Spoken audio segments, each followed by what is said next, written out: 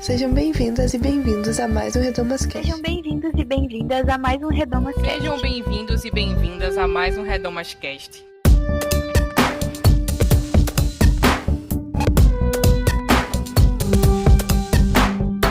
Sejam bem-vindas e bem-vindos a mais um RedomasCast. Eu sou Bianca Ratti e no episódio de hoje nós vamos falar sobre bruxaria e a Reforma Protestante. Especialmente no dia de hoje, o RedomasCast está saindo numa quinta-feira. Isso é porque no dia 31 de outubro nós comemoramos o Dia da Reforma Protestante e também o Dia das Bruxas, ou Halloween. E parece que essas coisas não têm conexão, mas foi sobre isso que eu conversei com a teóloga Ângela Natel. E na verdade não foi uma conversa, foi uma aula mesmo.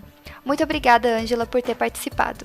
Durante o programa, eu também vou ler algumas histórias que vêm lá do site da Ângela Natel. Ela está fazendo uma série de posts dedicados a contar a história de pessoas que foram acusados de bruxaria, tanto nos tempos antigos quanto nos dias atuais. Se você quiser o link para ler essas e outras histórias, é só entrar no nosso site, projetoredomas.com, e lá a gente vai deixar tudo linkadinho. Não só o endereço para o site da Ângela, mas também outras indicações que ela fizer no programa. Aproveitando que você está no nosso site, se você gostou desse programa, considere contribuir financeiramente com o Projeto Redomas. Lá você vai encontrar uma aba chamada Apoie, que vai te redirecionar para a nossa página no Catarse, onde você pode contribuir a partir de R$5. E também acesse as nossas redes sociais, é @Projeto Redomas em todas elas. Lá você pode conversar diretamente com a gente sobre o que você achou desse episódio, por exemplo. E agora, sem mais delongas, vamos para a entrevista.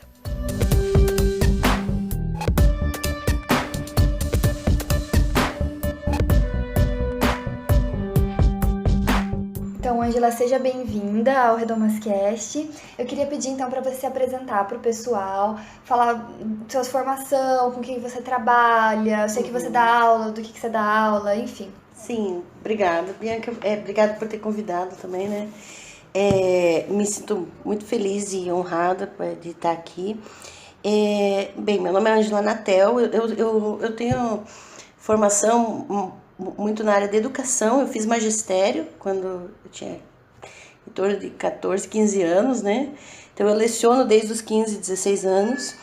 Eu fui professora de ensino religioso em escola pública durante 2 anos, inclusive, né? Antes de ser... antes do ensino médio completo, né? Uhum. E também eu trabalhei em várias áreas de educação, EJA, educação jovens e adultos, e fiz 2 faculdades. Eu sou formada em letras português e inglês, uhum, e teologia, uhum, né, em momentos diferentes, mas antes dos 18 anos ainda eu já tinha fui recebida em caráter excepcional como a primeira aluna menor de idade no Seminário Menonita de Teologia, o SEMTA. Uhum. Então, eu já tinha feito esse seminário antes de fazer faculdade. Uhum. Então, depois eu fiz mestrado em teologia, uhum, e estou encaminhando o meu doutorado. Legal. Hoje eu chamei a Ângela aqui porque ela tem uma série de posts no blog dela que eu recomendo vocês darem uma olhada. E nesses posts ela tá falando um pouco sobre o mês das bruxas e a intolerância religiosa, né? Contra a intolerância religiosa. Porque, como vocês devem saber, outubro, né? No final de outubro nós temos o Halloween, aí o Dia das Bruxas.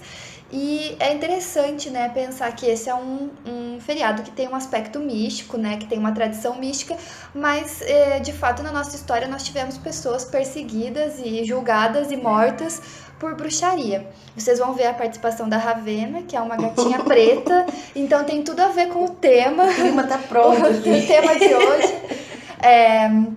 Mas, então, pra gente começar a falar sobre isso, né, de onde que veio essa ideia de escrever sobre esse tema, né, do mês das bruxas contra a intolerância religiosa? Na verdade, eu fui sentindo necessidade já há alguns anos, né, trabalhando no meio teológico. Eu sou professora em 2 faculdades teológicas e uma das disciplinas que eu leciono é diálogo interreligioso, né? Uhum. E também leciono educação étnico-racial, cultura indígena e afro-brasileira. E tenho percebido a luta que existe no sentido de haver um respeito às diferenças religiosas no nosso país. Então, trabalhar isso em sala de aula é um desafio, né? Em cursos teológicos, inclusive. E como esse feriado feriado, né? Não é bem o feriado, mas devia ser, né? Essa comemoração da Reforma Protestante cai exatamente no mesmo dia que as celebrações de Dia das Bruxas. Claro que nos Estados Unidos a cultura é bem mais forte, né? Mas o Brasil, como bebe diretamente da fonte do norte, né? Em todos os sentidos, acaba trazendo isso para a cultura. Eu achei que seria urgente usar essa junção para uma campanha contra a intolerância religiosa. E assim, eu tenho lido muito sobre a perseguição, não somente na época da Reforma Protestante, mas bem antes, né? E essa campanha é uma campanha, de certa forma, de mostrar histórias de pessoas que foram injustamente mortas por acusações religiosas. E a maior parte delas, realmente, não havia nenhuma constatação eficaz de que elas mereciam esse tipo de acusação, né? Fora o fato de que morrer por causa disso já é outro caso, né? Que precisa ser repensado. Mas nós temos inúmeras... esses casos foram me assustando. E esse ano, no começo do ano, eu consegui um exemplar de um livro chamado The Martyrs' Mirrors, que é o Espelho dos Mártires. É um livro gigantesco. Eu não sei quem já viu lista telefônica antiga, que é aqueles livros monstruosos, né? É maior do que uma lista telefônica de tamanho, de dimensões, mais de 1000 páginas, e são 17 séculos de martírio, de histórias de martírios. Meu Deus. E desde a época de Cristo até 1660 o livro, né? E inúmeros casos foram relatados não só na questão da Inquisição, mas na própria Reforma Protestante, de mortes, né? De morte, sim.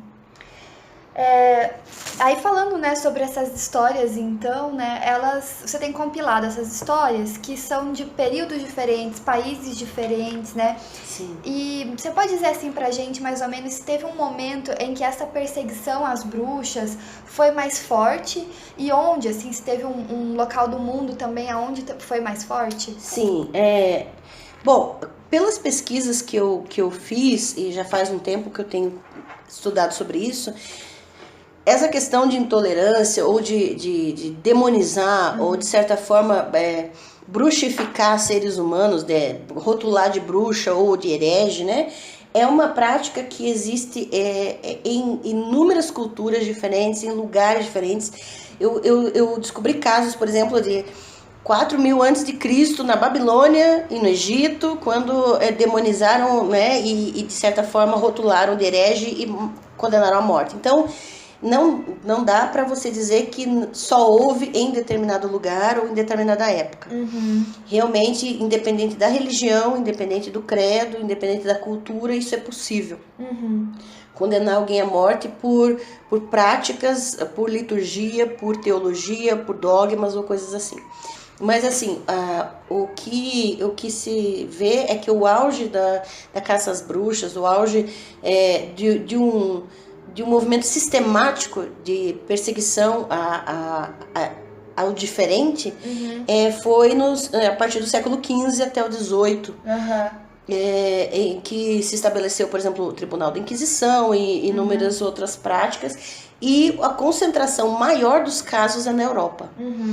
E isso me chama muita atenção, não sei se, né, é o caso, mas ontem, por exemplo, eu estava lecionando na disciplina de diálogo interreligioso e eu falei sobre a nossa própria visão eurocêntrica do texto bíblico, né? Quando a gente estuda a Bíblia, a nossa exegese é eurocêntrica.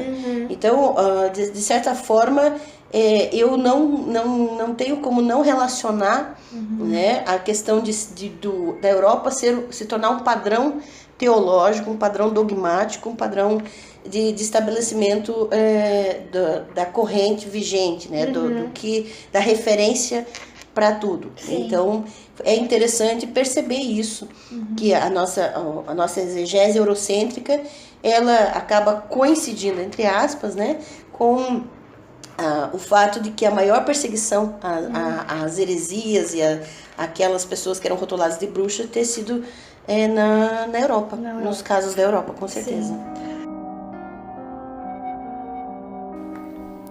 Os julgamentos de Trier aconteceram na Alemanha entre os anos de 1581 e 1593 e são considerados alguns dos maiores exemplos de caça às bruxas na história europeia.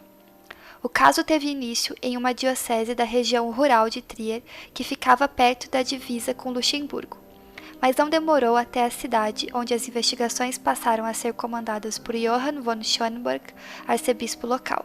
Schönborn tinha a fama de ser um tirano cruel e, assim que assumiu seu posto, passou a perseguir judeus, protestantes e, claro, praticantes de bruxaria. Assim, durante o período em que os julgamentos foram conduzidos, cerca de 368 pessoas, incluindo nobres e respeitados membros da comunidade, como párocos, professores e juízes, foram executadas. De acordo com os registros históricos, os condenados pertenciam a 22 vilarejos da região e, em alguns casos, cidadezinhas inteiras foram dizimadas. Para você ter uma ideia, segundo os documentos de 2 localidades, restou apenas uma sobrevivente. Todos os demais habitantes foram executados. O pior é que esse número não inclui pessoas que foram mortas em áreas rurais mais isoladas, e alguns historiadores sugerem que o total real de vítimas chegue a 1000. É interessante também porque às vezes você falou século XV a XVIII e muita gente relaciona a caça às bruxas à Idade Média, né? Sim. Mas aí século XV a XVIII já é a Idade Moderna. Exato. E a gente já vai ter ali a Reforma Protestante mesmo, né? Isso. Então é movimentos que estão ligados, assim, né? De certa forma. Com certeza. E, inclusive, o manual de referência da perseguição era o Martelo das Feiticeiras, né? O Malleus Maleficarum, que é do ano de 1487. Ele é fácil de encontrar para download na internet, né? E esse Martelo das Feiticeiras, ele é exatamente o manual de como identificar uma bruxa. De quais os aspectos que você pode desconfiar que aquela pessoa tem um pacto com o diabo, tem alguma relação com o inimigo, com o mal, coisas assim, né? Então, por exemplo, nós somos claras, né? Loiras, ruivas, coisas assim. As ruivas tinham muito mais propensão a serem consideradas bruxas. Mulheres com gato, então a Ravena ia ser um problema para você. Já estava condenada por bruxaria. Exato, gatos eram assim, inclusive, muitos casos os gatos eram queimados juntos com as bruxas. Nossa, que dó. Então, o tanto de animais, e veja, as pestes na Europa, por infestação de ratos, também tem relação por isso, porque houve um extermínio de gatos nessa época de caça às bruxas. Então, veja que até a saúde pública acaba sendo afetada, envolvida nesses casos, porque se você elimina toda uma espécie em alta escala, acaba envolvendo questões de saúde, né? Sim, com certeza. Então, falando sobre como identificar aí uma bruxa, né? Pelos textos que eu tenho lido, né, a maior parte das acusadas de bruxaria eram mulheres, assim, né? Você fez uma seleção ou de fato realmente eram mulheres? E por que isso acontecia? Tem uma ligação direta entre um aspecto de gênero e a bruxaria? Sim, tem essa ligação?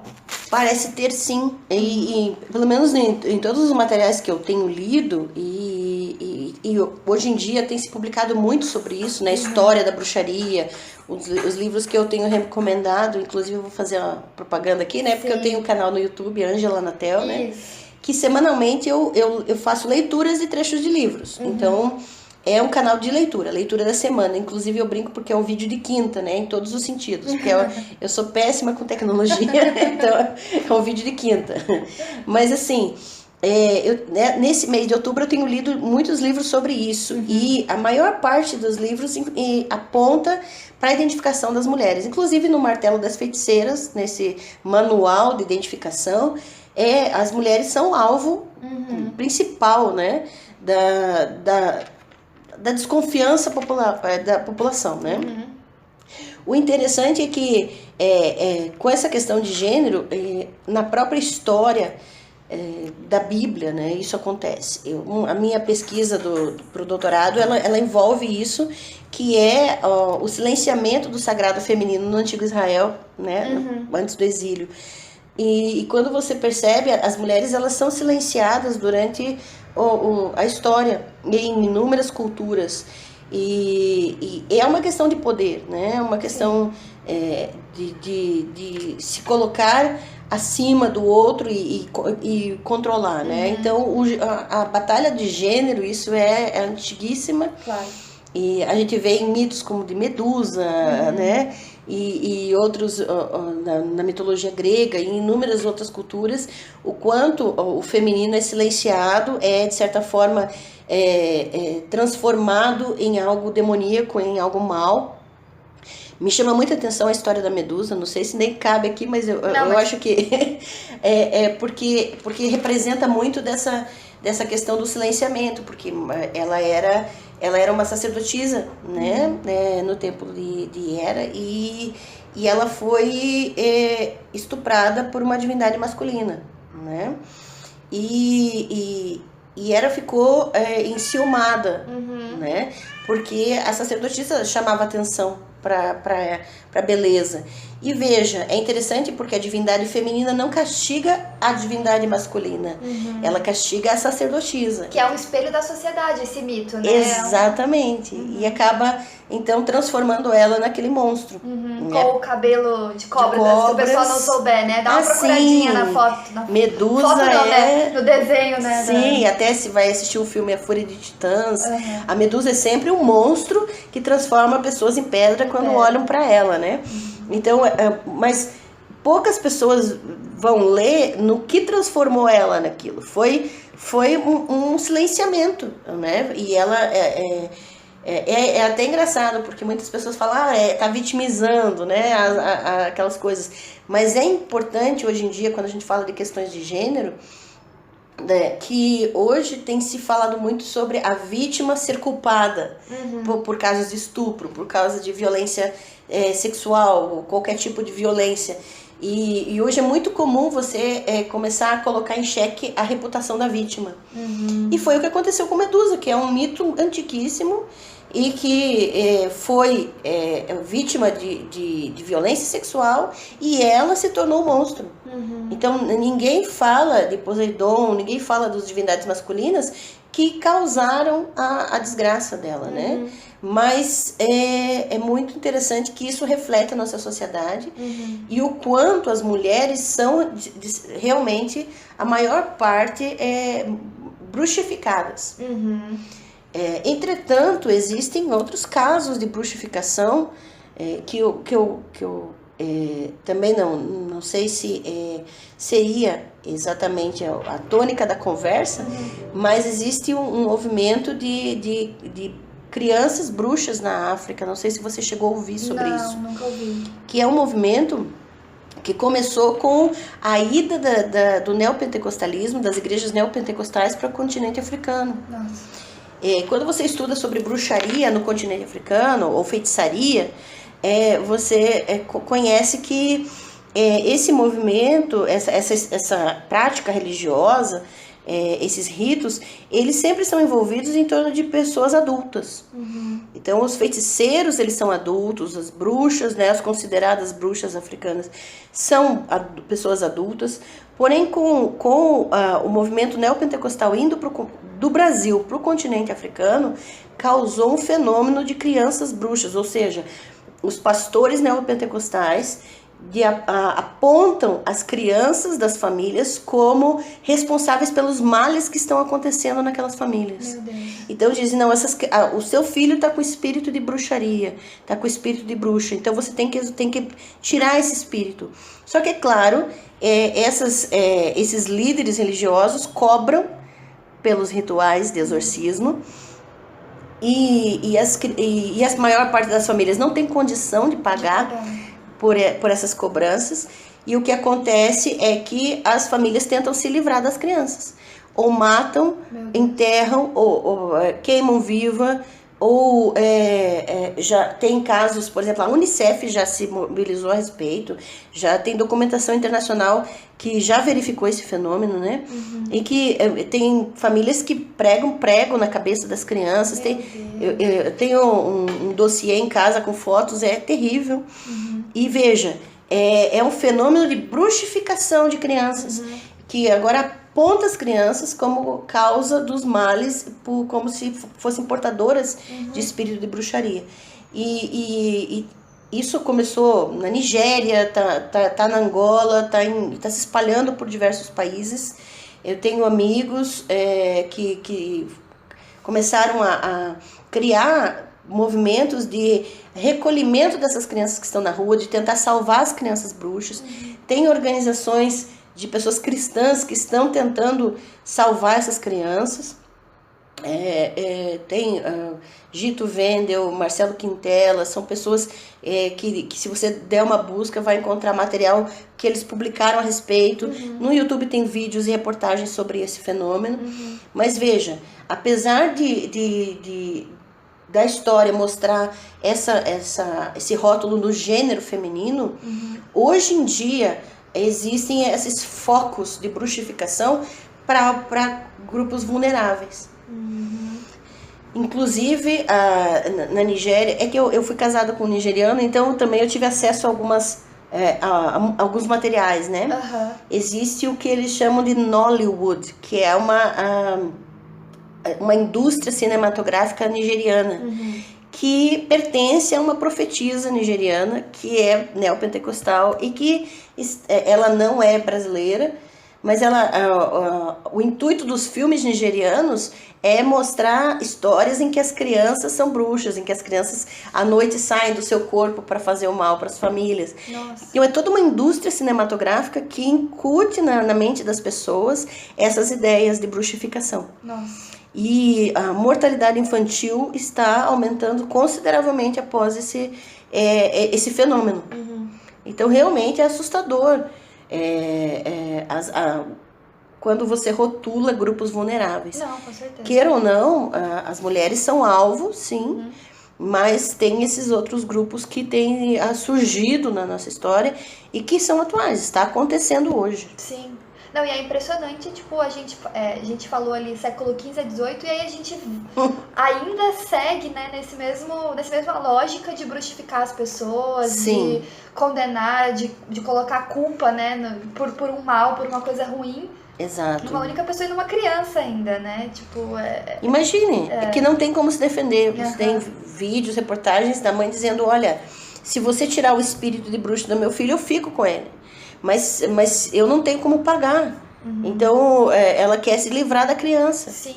É um desespero, porque as pessoas daí dizem, nossa, como que vão fazer isso com o filho?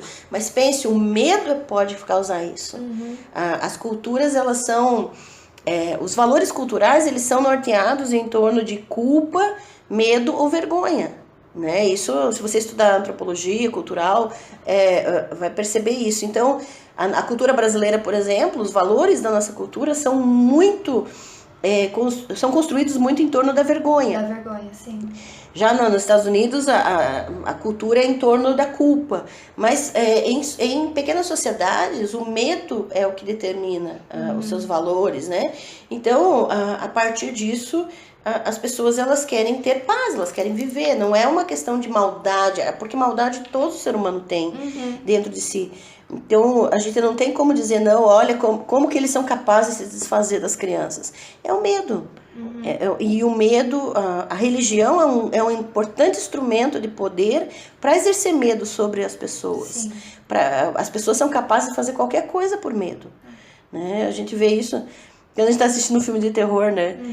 Como é que ela foi capaz de fazer isso? Mas, cara, quando você está numa situação de desespero, de medo, você faz qualquer coisa sim. Você não tem como prever, né, a sua Exato. reação, né? Com certeza. E esse movimento também de você falou, né, de ser neopentecostalismo que chega lá em África e acaba causando esse movimento, né? Como também é um processo de colonização ainda, né? Exato. A gente vê rastros, né? Vem essa ideologia norte-americana, chega aqui no Brasil, depois o Brasil chega lá na África, quer dizer, continua causando esse mal, né? Sim, e a gente costuma falar na faculdade teológica, né? Que a teologia, ela sai do Oriente, da Ásia, né? Nasceu, né? Lá, é mastigada na Europa e é filtrada para a América do Norte e é defecada para cá, para América Latina, né? E o resto a gente joga lá na África. Esse caminho é feito. Ontem eu estava falando, inclusive, em aula, sobre o nosso caminho hermenêutico, que é eurocêntrico, que passa por uma exegese eurocêntrica, e quanto nós transformamos na hermenêutica, para aplicar o texto bíblico, a gente já transformou, já desconfigurou o texto completamente, porque passa por uma cosmovisão eurocêntrica. Entretanto, os textos bíblicos, eles foram criados e foram elaborados em culturas africanas e asiáticas, orientais. Uhum. A cosmovisão deles é completamente diferente da nossa. Então, a África não precisa que a gente interprete o texto bíblico para eles. Uhum. Os textos já fazem parte da cosmovisão deles. Uhum. Então, eles soam mais natural para eles do que para nós. Nós não podemos tirar deles o direito de lerem o texto dentro da sua própria cosmovisão. É por isso que a teologia negra é importante, por isso que essas hermenêuticas, elas precisam estar acessíveis. Uhum. Inclusive, eu já fui questionada, você não acha que essas teologias, essas hermenêuticas, né, como a teologia negra, a teologia feminista e outras teologias, elas não vão nos desunir, nos separar mais? Veja, e é um ponto que nós voltamos para a Reforma Protestante. Uhum. Isso é um resultado natural da Reforma Protestante. Uhum. Porque o texto bíblico antes, ele era exclusivo de interpretação de um clero. Uhum. E uma das bandeiras da Reforma Protestante foi dar o texto bíblico na mão de toda pessoa, para que cada pessoa tenha o direito de ler o texto bíblico diretamente e fazer a sua hermenêutica. Uhum. E, inclusive, os anabatistas da Reforma Radical, eles foram além. Eles defenderam não que a hermenêutica fosse feita pelos líderes da igreja protestante, mas os anabatistas que nem se declaravam protestantes, né? Uhum. Eram da Reforma Radical, eles defendem uma comunidade hermenêutica. Então a hermenêutica não pode ser feita por uma liderança e engolida pela população. A hermenêutica precisa ser feita em comunidade, em discussões abertas a todos. Todos têm o direito de ler o texto bíblico e construir a sua hermenêutica. Uhum. Isso é um direito conquistado pela Reforma Protestante. Uhum. E agora é interessante que muitas linhas protestantes têm se levantado contra isso, contra a liberdade hermenêutica. Sim. É uma incoerência assim, sem tamanho. Uhum. E dizendo, não, mas isso vai causar desunião. Na verdade, isso mais mostra um incômodo contra os movimentos e os grupos vulneráveis. Sim. Como se eles não tivessem direito a ter a sua hermenêutica, a ler o texto bíblico diretamente, a ter acesso a isso.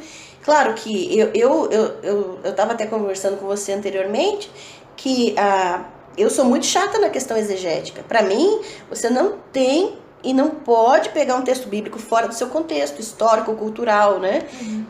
Então, a exegese tem que ser feita com muito cuidado. E a hermenêutica, ela deve ser feita dentro dos limites do próprio texto. Uhum. Então, é o texto que vai determinar até o limite da sua hermenêutica. Mas isso não significa que as pessoas não tenham essa liberdade de fazer hermenêutica, né? Uhum. E principalmente a teologia negra, para mim, tem com o Ronilson Pacheco e outros nomes, né? Eles têm feito um trabalho incrível. Uhum. A SEB publicou lá em São Leopoldo um material Bíblia em Negritude, que dá para conseguir na internet, né? Materiais baratos, mas muito profundos no sentido de olhar o texto bíblico dentro do seu contexto, que os povos da Bíblia eram realmente negros, os povos da Bíblia não eram europeus. Então é outra cosmovisão, é outra configuração, e a gente voltar ao que o texto realmente está dizendo. Então, esse ponto, para mim, a teologia negra tem me desafiado pessoalmente a ser mais fiel à palavra de Deus, a ser mais fiel ao texto bíblico. E o engraçado é que muitas correntes protestantes já nos bruxificam por causa disso. Já começam a dizer que nós somos hereges, somos liberais, e sendo que nós defendemos exatamente a inspiração do texto bíblico e a exegese sendo feita dentro do seu contexto, como deve ser feita. Eu leciono hebraico e grego também. Então, eu sou uma das pessoas que mais lutam para que as pessoas interpretem adequadamente o texto bíblico.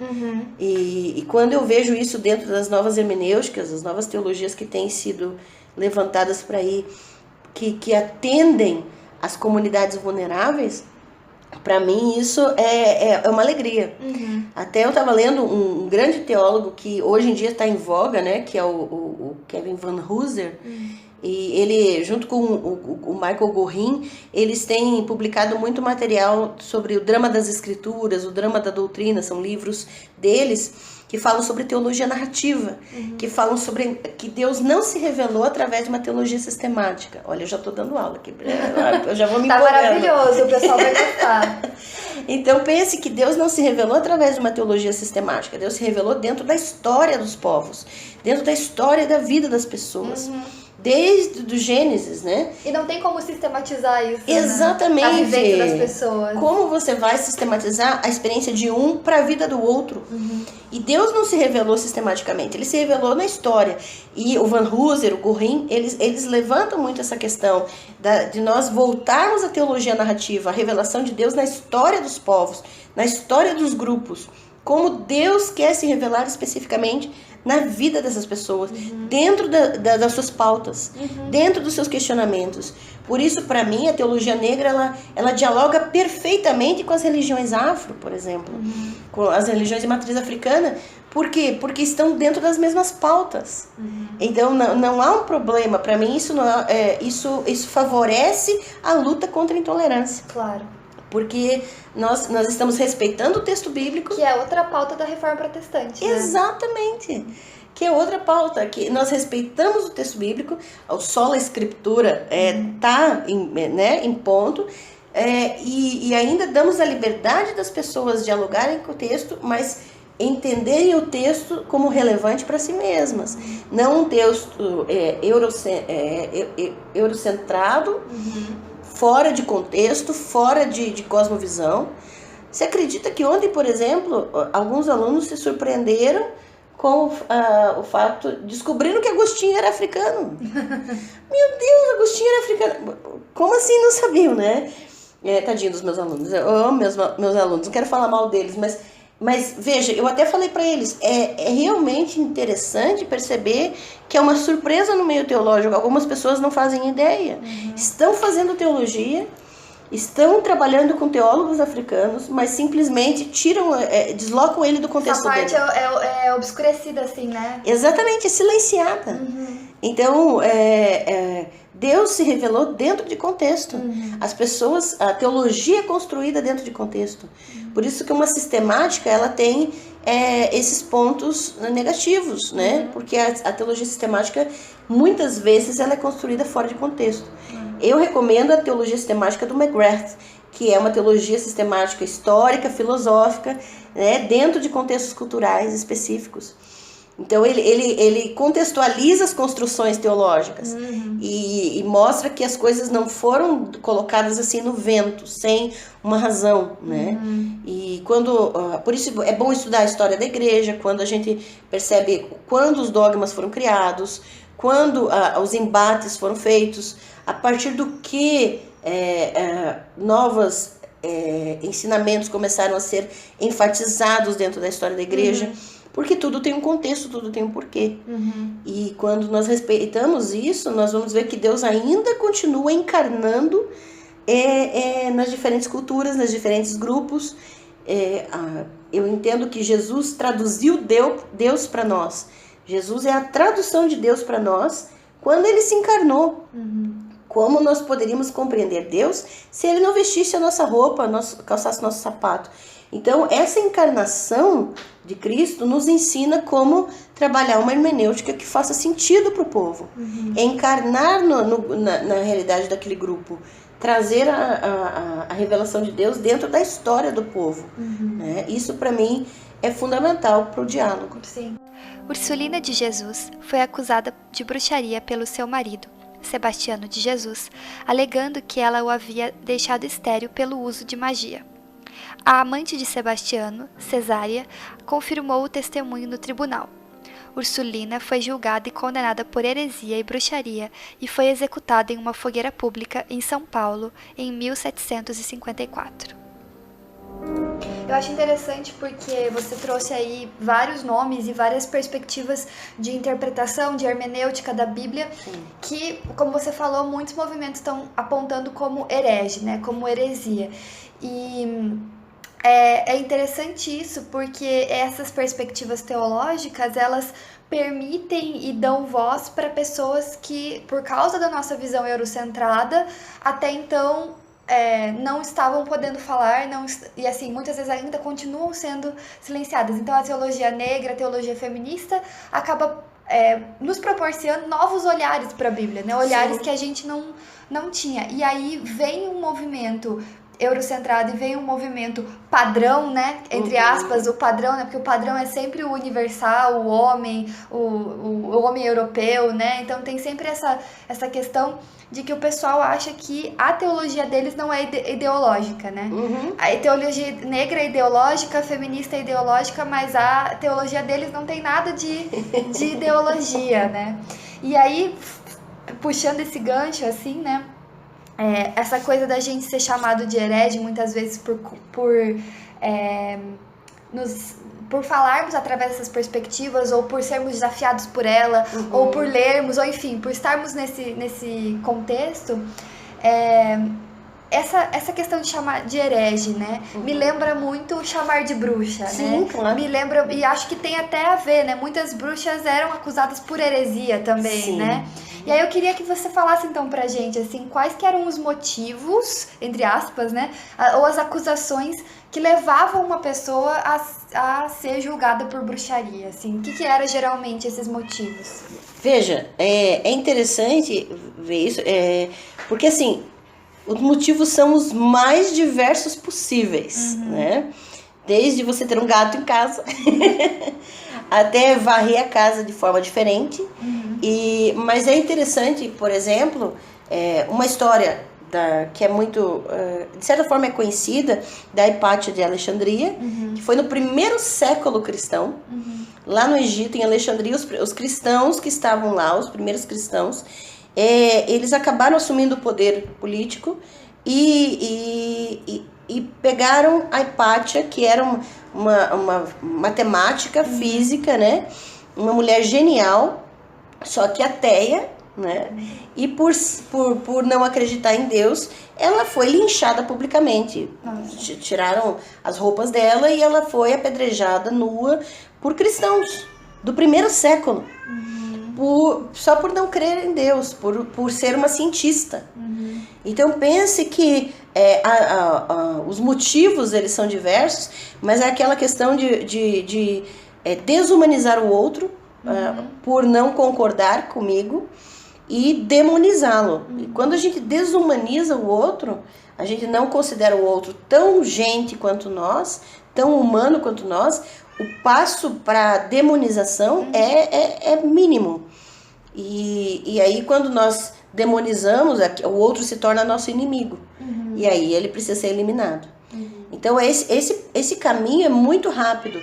Na Reforma Protestante, os anabatistas foram o alvo, inclusive, não só da Igreja Católica, mas dos protestantes. Com relação aos anabatistas, é algo surpreendente. Eu estava lendo essa semana o Espelho dos Mártires, né, na versão em inglês, e lá tem inclusive os processos, existem as últimas palavras das pessoas, tudo que foi registrado, cartas que as pessoas, que os acusados escreveram para os seus familiares, né? E pense, por ser anabatista, milhares de pessoas foram mortas. Nossa. Então teve não só a batalha dos camponeses, que é algo que, se você der na busca, é um evento clássico, né? De protestantes dizimando uma comunidade de camponeses anabatistas por divergências teológicas. Então você não batiza, você não considera o batismo de bebê, porque o luteranismo tanto Lutero quanto Calvino mantiveram o batismo infantil. Os anabatistas não aceitavam, né? Eles não reconheceram, por isso foram chamados de anabatistas, porque eles defendiam que quem tinha sido batizado de bebê não tinha de fato realizado um batismo, né? Então eles precisavam ser batizados depois de uma confissão de fé. E daí as pessoas diziam, eles estão batizando de novo, eles são rebatizadores. Então esse nome anabatista, que significa rebatizador ou batizar de novo, foi dado pelas pessoas de fora, porque consideravam que eles batizavam 2 vezes. Mas é porque eles não reconheciam o batismo infantil. E essa divergência foi suficiente para a morte de inúmeras pessoas. Essa mulher é anabatista, a esposa de Menon-Simons. Ela, né, Menon-Simons é dele que vem o nome menonita, né? Então, essas pessoas foram mortas simplesmente por divergências teológicas, litúrgicas, divergências assim, em relação às suas crenças. Inclusive, eu publiquei um livro pela editora Intersaberes, chamada Teologia da Reforma.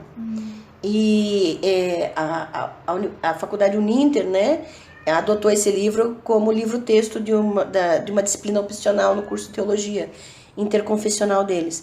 E nesse livro eu abordo essas questões, que os reformadores não concordavam entre si unanimemente em tudo, que a teologia da reforma ela é mais complexa do que nós podemos. Então, no livro eu abordo as 5 solas, mas mostrando que os reformadores divergiam entre si em cada uma delas, na forma como abordavam, na forma como explanavam, e isso causou queima de livros, que causou morte de pessoas, queima de pessoas, e então as razões pelas quais as mulheres eram mortas, não somente no Tribunal da Inquisição da Igreja Católica, mas na Reforma Protestante, eram as mais diversas. Hoje em dia, eu vejo que isso é plenamente possível, né? Então, por exemplo, você tem um pastor, alguém que dá uma entrevista, que discorda de alguma linha teológica que é considerada padrão, né?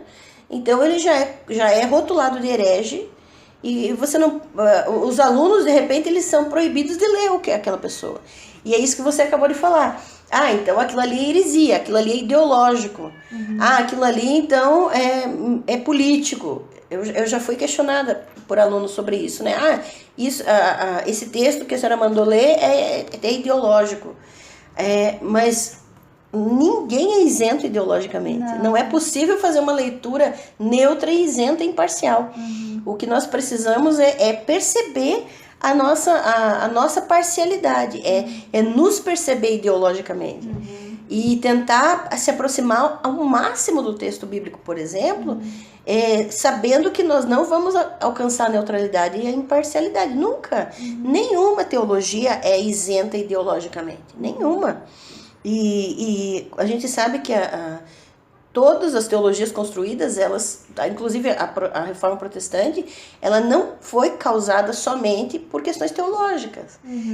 Lutero foi financiado pelos príncipes alemães com o intuito de serem libertos do controle de Roma.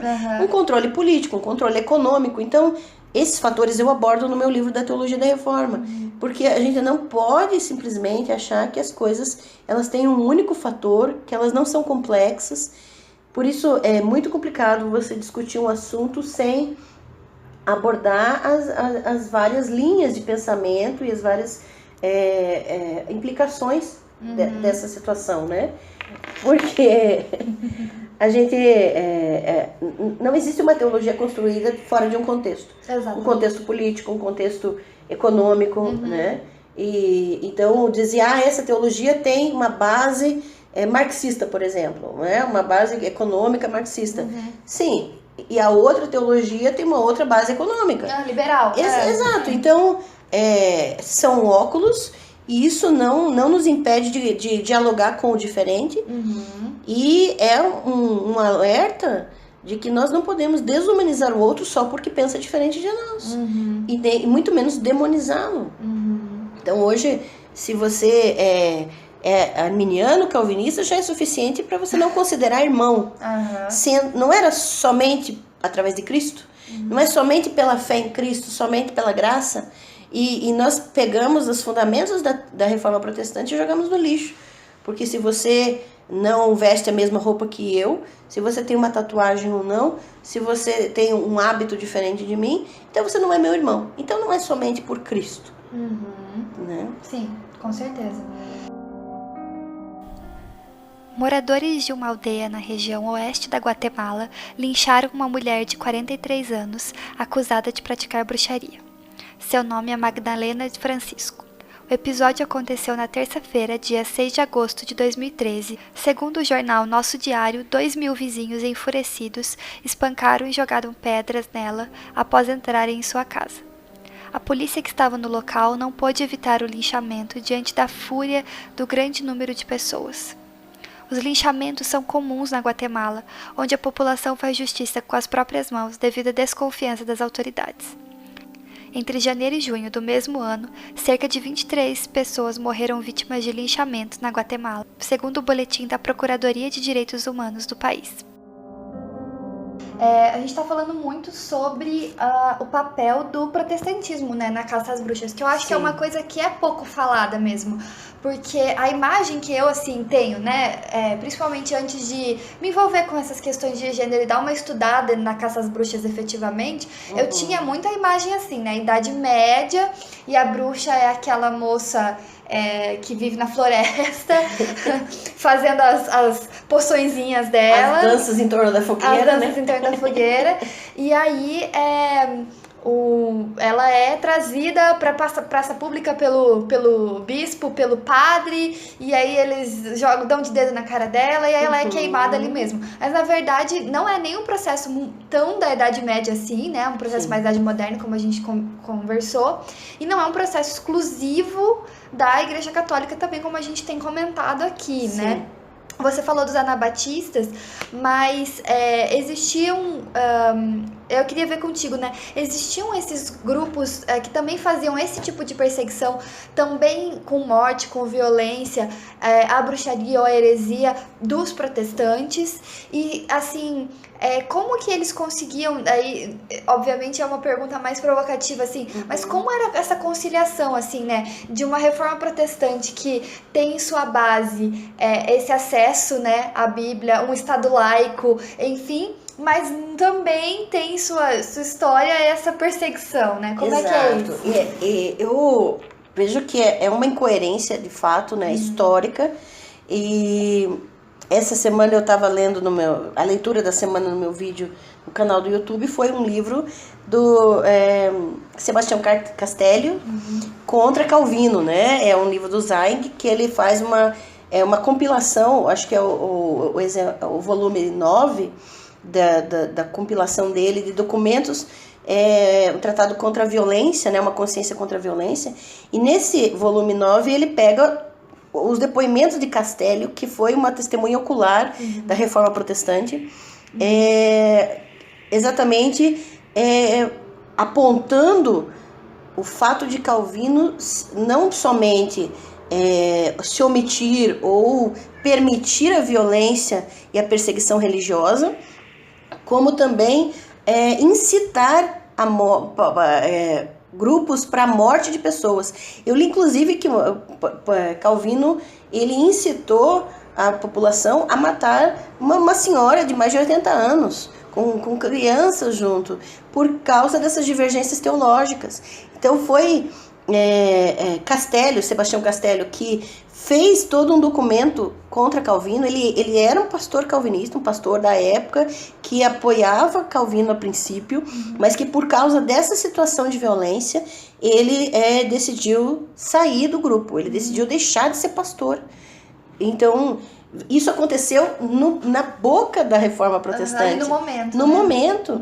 Então, tem o caso de Serveto, que foi condenado à morte por divergências também com Calvino, e Calvino não foi responsável diretamente pela morte dele, mas tem os documentos do Castello, que foi testemunho ocular na época, diz que no dia em que Serveto foi levado para morrer, né, condenado por questões de divergências teológicas, Calvino fez questão de ficar trancado em casa e não se manifestar exatamente para deixar as pessoas e fazerem a muvuca lá na hora. Ele né? se isentou, entre Exatamente. aspas. E, gente, é muito importante que a gente não silencie essa situação. Então, veja, os anabatistas, eles foram mortos por protestantes. Então, não foi a Igreja Católica, também teve, né? Claro. Mas não foi não foi apenas, né? Não foi apenas. E é importante também relacionar, claro, a gente está falando de cristianismo, né? Mas eu estou fazendo esse mês de outubro nas minhas redes, no Instagram, no Facebook, né? E na minha página, no meu blog, diariamente casos de pessoas que foram mortas por isso. E hoje, no dia de hoje especificamente, que é sábado, né? Eu relato um caso na Arábia Saudita, dos anos 90. Então, veja, no Islã também acontece isso, né? De matar por heresia, matar hereges. Eles podem não chamar especificamente de bruxa, mas os hereges são mortos, né? Não sei se nesse caso especificamente foi chamado de bruxa, mas então não é um fenômeno exclusivo do cristianismo. Mas a gente precisa ser honesto historicamente a ponto de reconhecer que do nosso lado, no lado protestante, e inclusive as pessoas que se dizem cristãs, elas têm que ser honestas dentro da base laica que você mencionou, né? Daquilo que foi realmente a bandeira da Reforma Protestante. E é uma incoerência quando a gente simplesmente se reconhece protestante e ao mesmo tempo intolerante com o diferente. Né? Em especial, eu estou falando bastante do anabatismo porque por mais de 20 anos eu fui da igreja menonita, né? Então eu preciso falar dessa coerência que eu me cobro muito, né? Porque só para o pessoal entender, o movimento menonita vem dos anabatistas. Sim, exatamente. Vem dos anabatistas e a reforma radical, que é da onde surgiu esse movimento anabatista, pregava ainda o pacifismo. Essa parte, nossa, eu acho incrível essa parte. Exatamente. Então, um dos pontos era que era um movimento que é reconhecido, inclusive, como pré-anarquista, porque o movimento anarquista, né, oficialmente nasceu posterior a isso, mas as bases do anabatismo são reconhecidas dentro de documentos anarquistas, como um grupo de pessoas que era contra a aliança do Estado com a Igreja, que de certa forma Calvino e Lutero eles ainda permaneceram defendendo as posições políticas, defendendo as autoridades. Sim, Lutero tem vários textos bem complicados, inclusive politicamente, Sim, né? Exatamente, tem que ser visto dentro de um contexto, Sim, claro, com certeza. Mas assim, são textos complicados, Sim. De fato. Agora, todo o apoio de Calvino às autoridades políticas, com base nos textos de Paulo, do apóstolo Paulo na Bíblia, né? E, inclusive, Max Weber tem um livro, né? A Ética Protestante e o Espírito do Capitalismo, sim. que vai falar sobre essa linha de Calvino que deu origem a toda uma ética e uma sociedade consumista, capitalista, e que, de certa forma, desembocou na teologia da prosperidade. Pense ou não, hoje, se você fizer uma análise, claro, tem muita gente que é contra Max Weber e já fala um monte de coisa, mas como eu falei, não é possível você dissociar a teologia de sociologia, né, de outras questões. Agora, pense no seguinte, que a ideia de Calvino e dos seus seguidores era que você reconhece a eleição de Deus pela prosperidade. Então, a prosperidade financeira, o seu trabalho, você ter o reconhecimento pelo seu trabalho, é um sinal da eleição de Deus. Veja como isso desemboca perfeitamente na teologia da prosperidade. Uhum. Então, é interessante que hoje existem muitos reformados que são contra a teologia da prosperidade, mas que não percebem esse desenvolvimento histórico, né, do pensamento. E isso causou sérios problemas entre os protestantes. Essas incoerências, né, que se desenvolvem. E como eu estava falando dos anabatistas, a sociedade, o grupo anabatista era essencialmente anárquico. E muitas pessoas confundem anarquia com caos.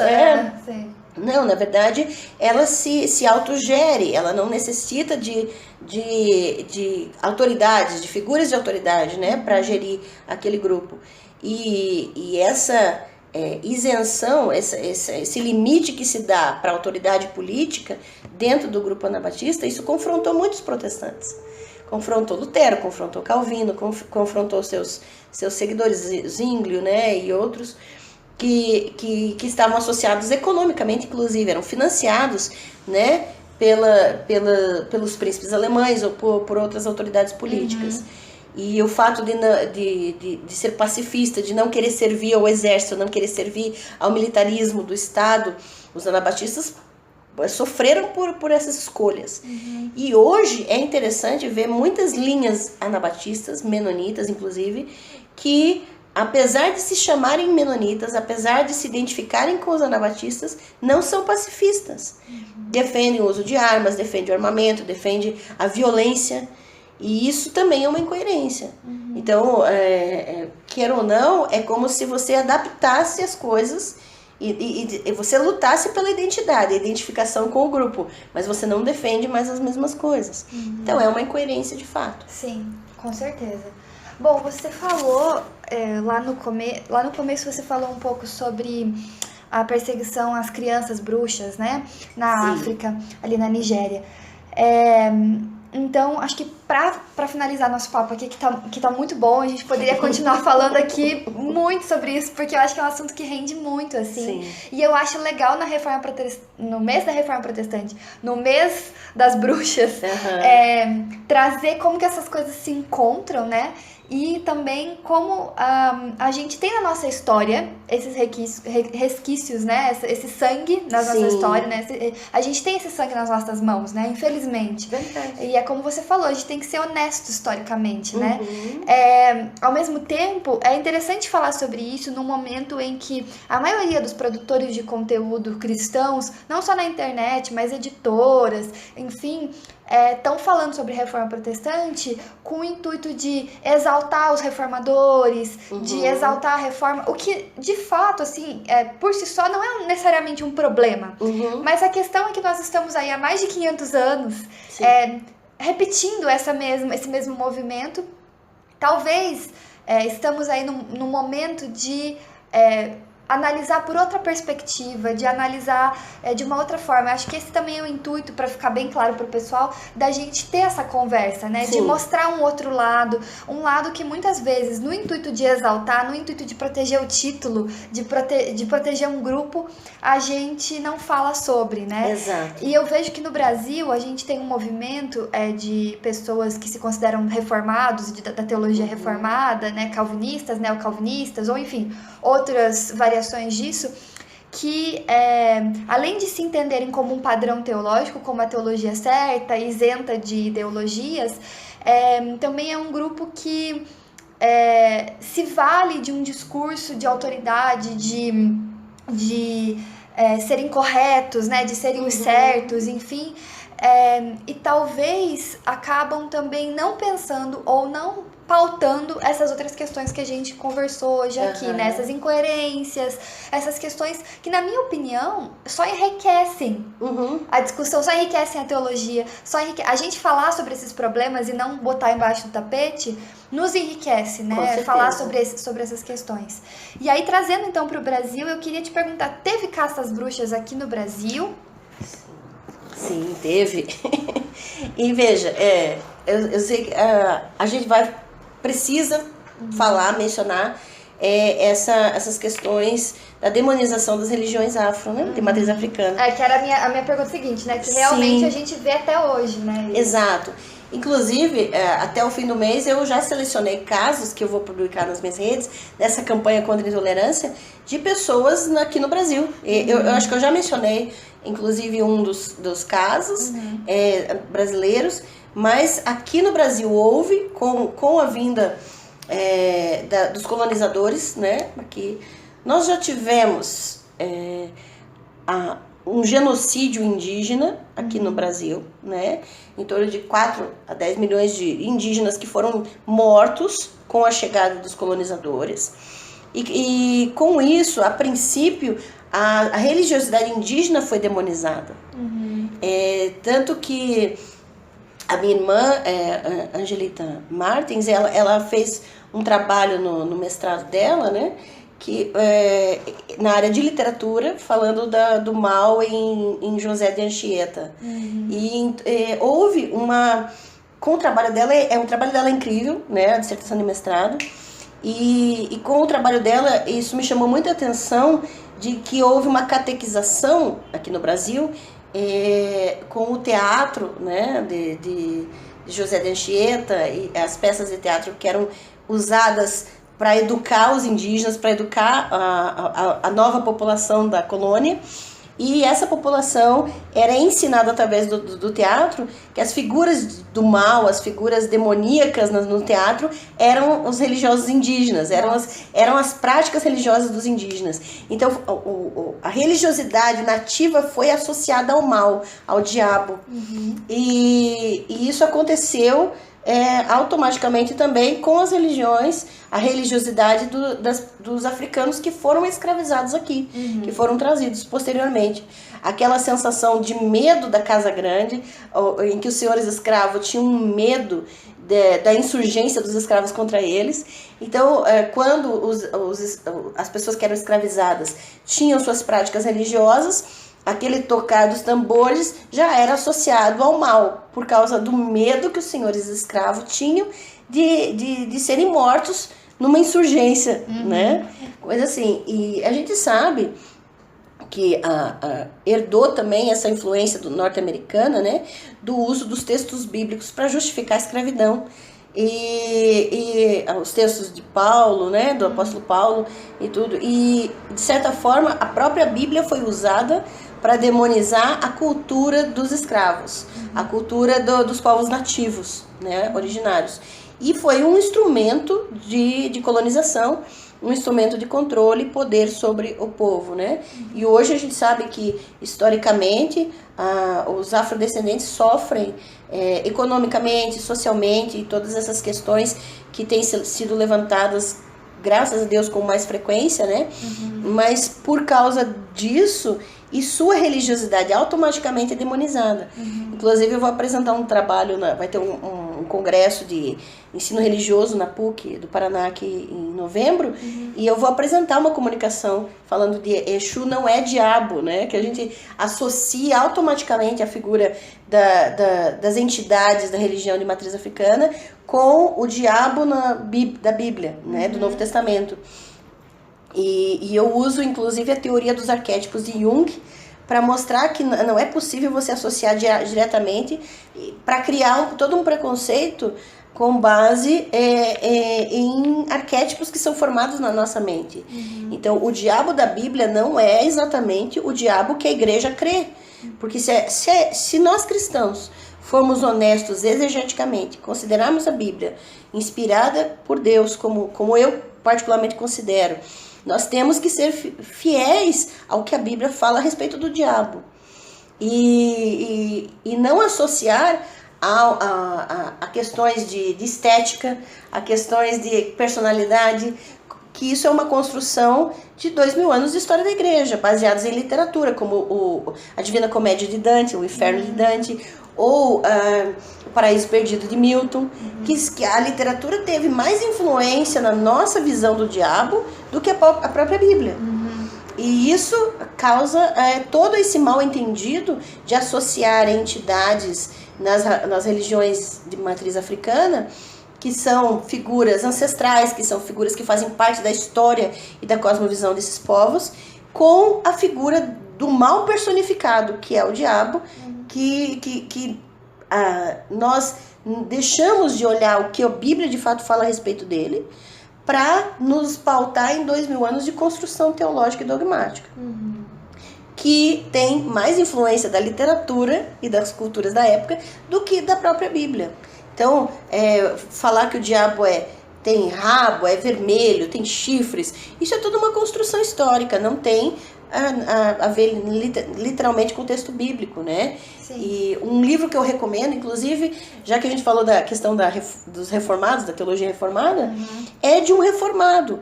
Graças a Deus, tem ótimos teólogos dentro da teologia reformada, e um deles é Ricardo Quadros Gouveia. O Ricardo Quadros Gouveia publicou um livro chamado O Anticristo na Bíblia e na História. E esse livro você encontra na internet,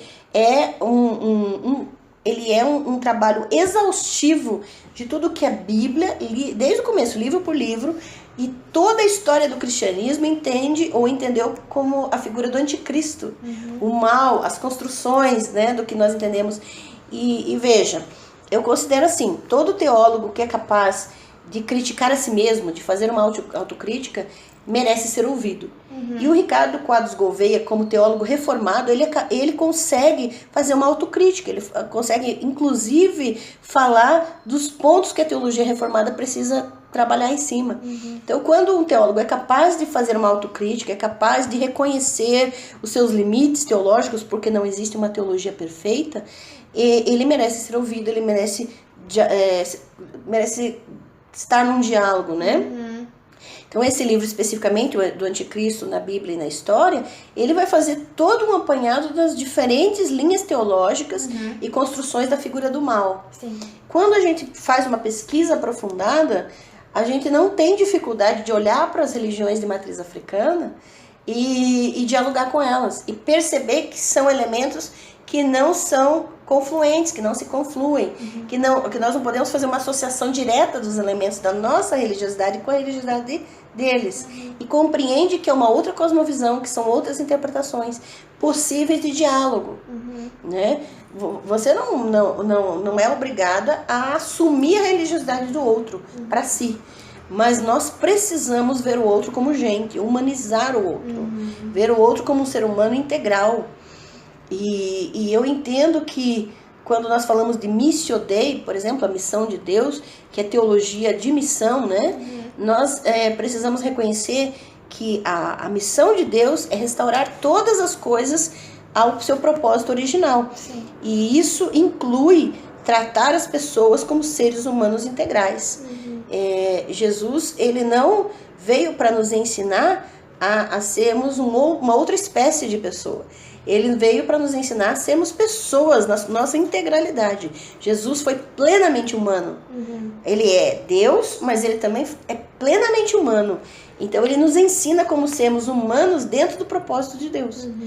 E tratar o outro como portador da imagem de Deus, como humano na sua plenitude, digno de respeito e merecedor de diálogo, e sabendo das nossas limitações, sabendo que nossa teologia pode estar falhando em alguma área, em algum aspecto, que nossa teologia é construída dentro do nosso contexto ideológico, político, econômico, daquilo que nós pensamos.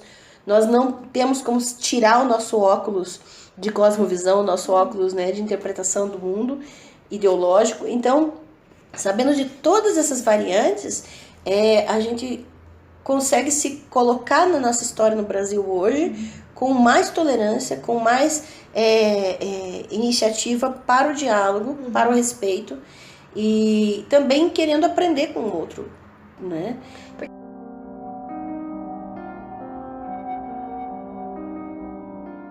A marca da violência está na cabeça da menina de 11 anos que foi agredida no subúrbio do Rio por intolerância religiosa. Mas essa não é a maior cicatriz. Achei que ia morrer. Eu sei que vai ser difícil. Toda vez que eu fecho o olho, eu vejo tudo de novo. Isso vai ser difícil de tirar da memória, afirmou Kailane Campos, que é candomblessista e foi apedrejada na saída de um culto. A garota foi agredida no último domingo e, segundo a avó, que é mãe de santo, todos estavam vestidos de branco porque tinham acabado de sair de um culto. Eles caminhavam para casa, na Vila da Penha, quando 2 homens começaram a insultar o grupo. Um deles jogou uma pedra, que bateu num poste e depois atingiu a menina.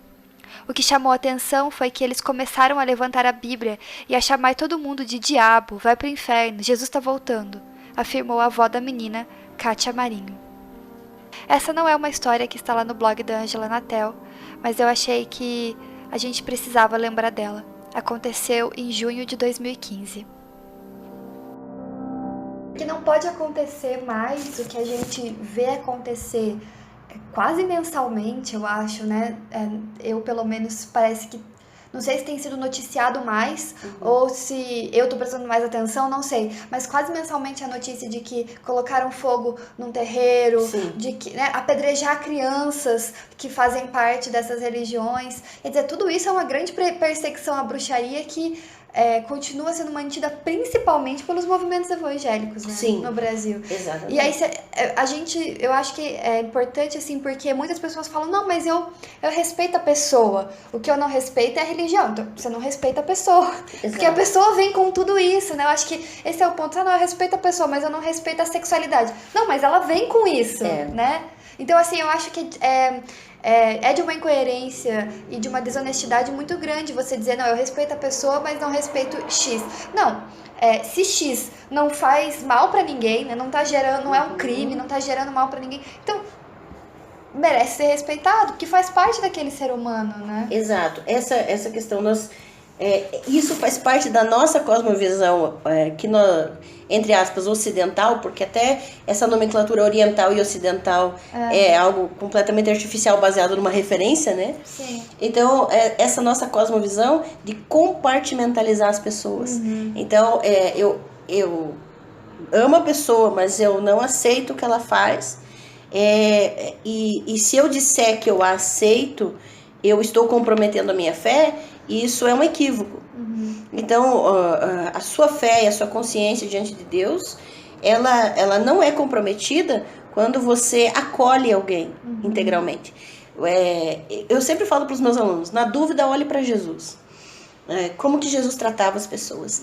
Então, os maiores confrontos dele foi para dentro do ambiente religioso em que ele estava inserido.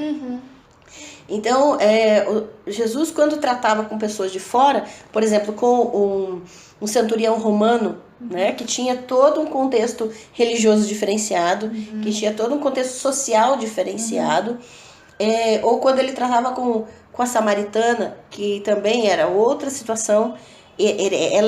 Ela seria considerada a bruxa da época, né, por ser mulher, por ser samaritana.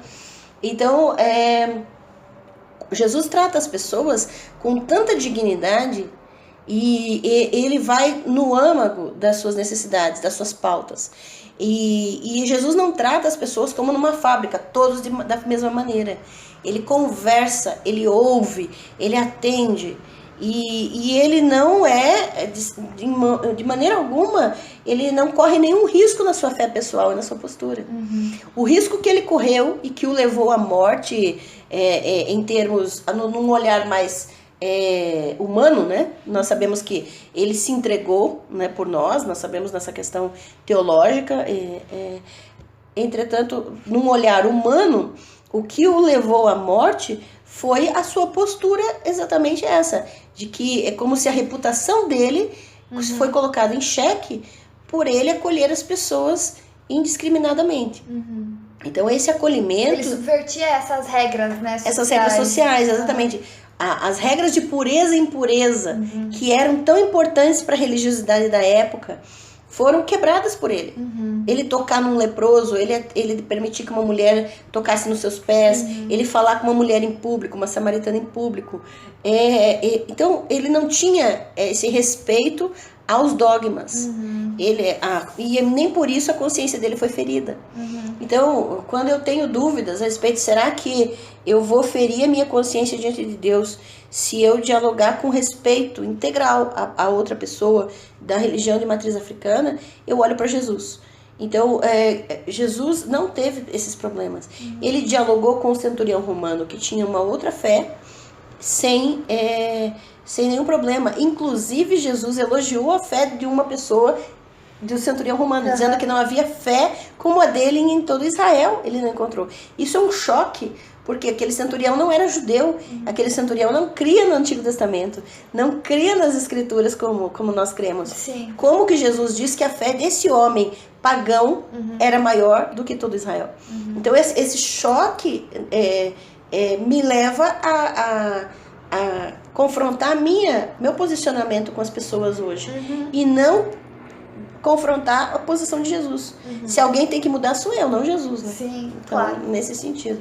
Com certeza. Ângela, nosso papo foi muito bom, assim, foi uma grande aula, assim, que você deu pro pessoal, pra mim, eu aprendi muito.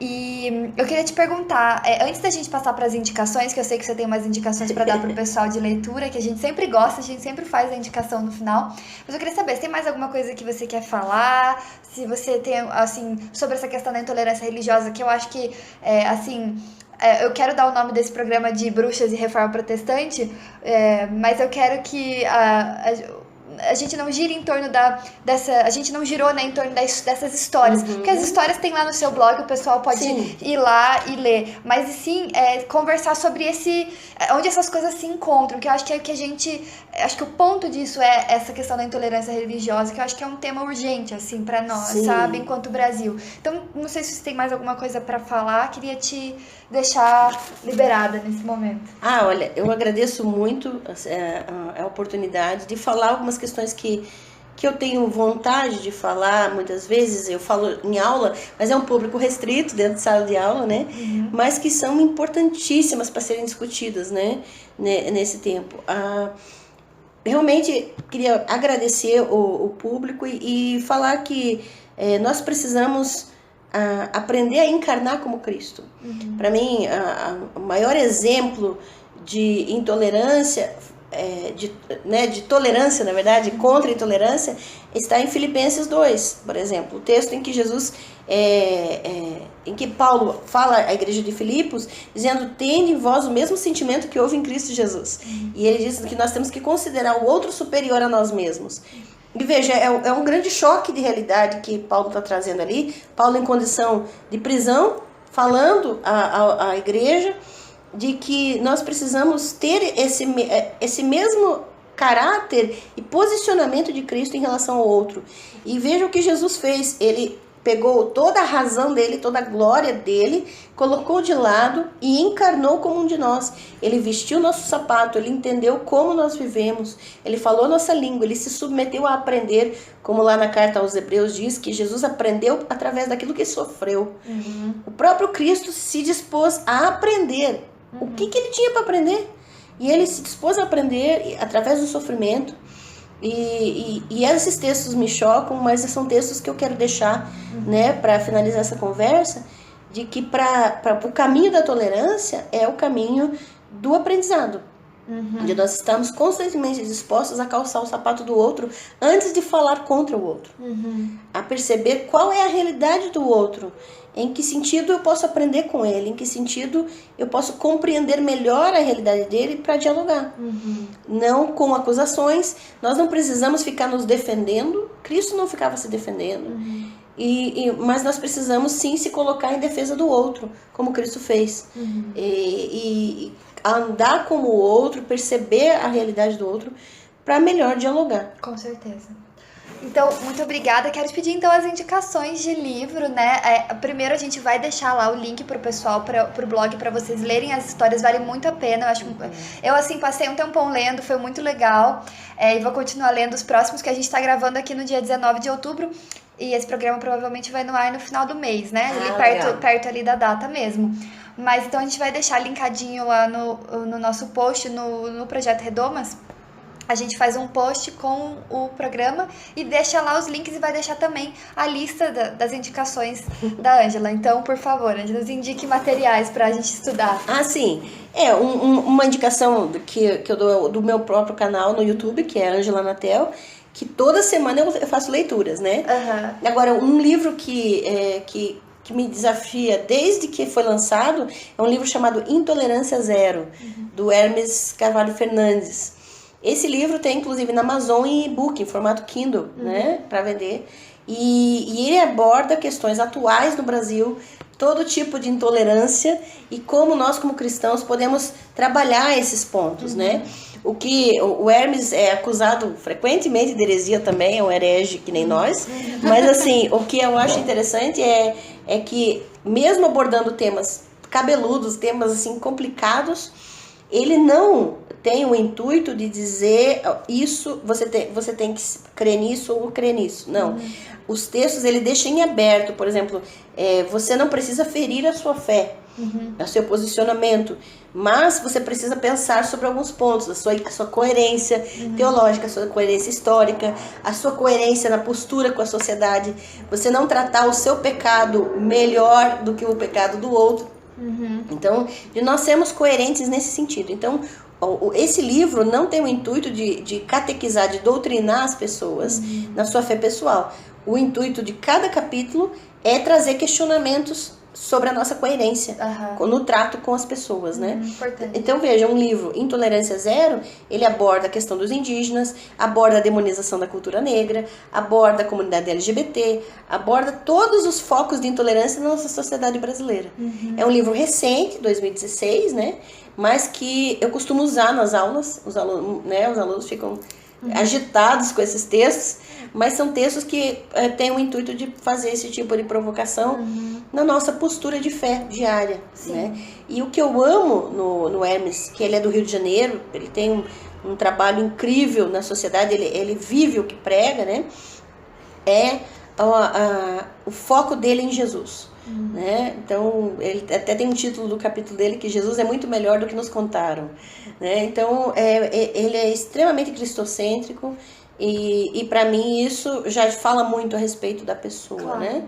Então, eu recomendo. Outro livro que eu recomendo é do pastor Antônio Carlos Costa, que também é do Rio. Ele é presidente da Rio de Paz e pastor da Igreja Presbiteriana na Barra, no Rio de Janeiro. Ele tem 2 livros, o Convulsão Protestante, que é um livro, ele faz uma análise de Tiago, do livro de Tiago 2, né, em relação à postura protestante no Brasil hoje, né, e é desafiador ao extremo, né, e o outro livro que foi lançado recentemente, que é o livro Azorrague, que num livro ele analisa todos os textos em que Jesus confronta os religiosos de sua época. Então, Azorrague é o nome daquele chicote que Jesus usou para purificar o templo, para jogar os cambistas para fora, né? Então, é um livro do confronto de Jesus com os religiosos e as implicações desses confrontos para a igreja hoje protestante. Legal. Então, eu recomendo para, de certa forma, trabalhar a nossa visão coerente dentro da nossa profissão de fé, né? E, claro, o livro do Ricardo Quadros Gouveia, que eu citei hoje, que é o Anticristo na Bíblia e na História, que, se não me engano, é da Fonte Editorial esse livro, que nos ajuda a aprofundar melhor a nossa visão a respeito do mal e de como nós processamos ele para demonização do outro, né? Então, o que realmente existe na Bíblia e na história da igreja protestante, da igreja católica, do cristianismo em geral, a respeito do que é o mal, né? Isso nos ajuda muito. Ótimas indicações. Eu fico sempre muito feliz de receber mulheres teólogas aqui no Redomascast, porque o pessoal diz que não existe, né?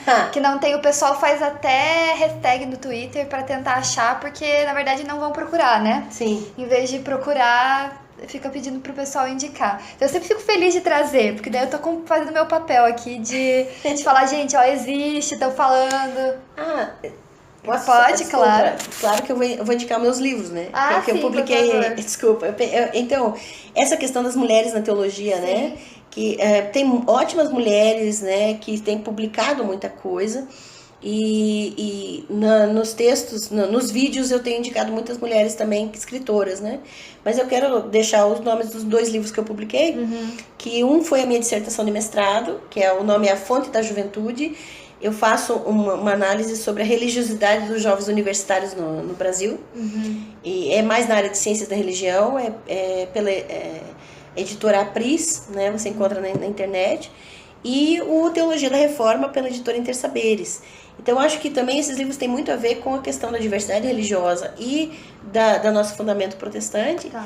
E recomendo, né, que se busque mais mulheres na teologia para conversar a respeito. Sim. Angela, muito obrigada. Então, a gente vai encerrar. Geralmente a gente faz assim, a gente dá um tchau coletivo, que a gente fala. Então, eu vou falar tchau, você fala junto e é isso. Então, Beleza. Gente, muito obrigada por terem ouvido até aqui e tchau, tchau. Tchau!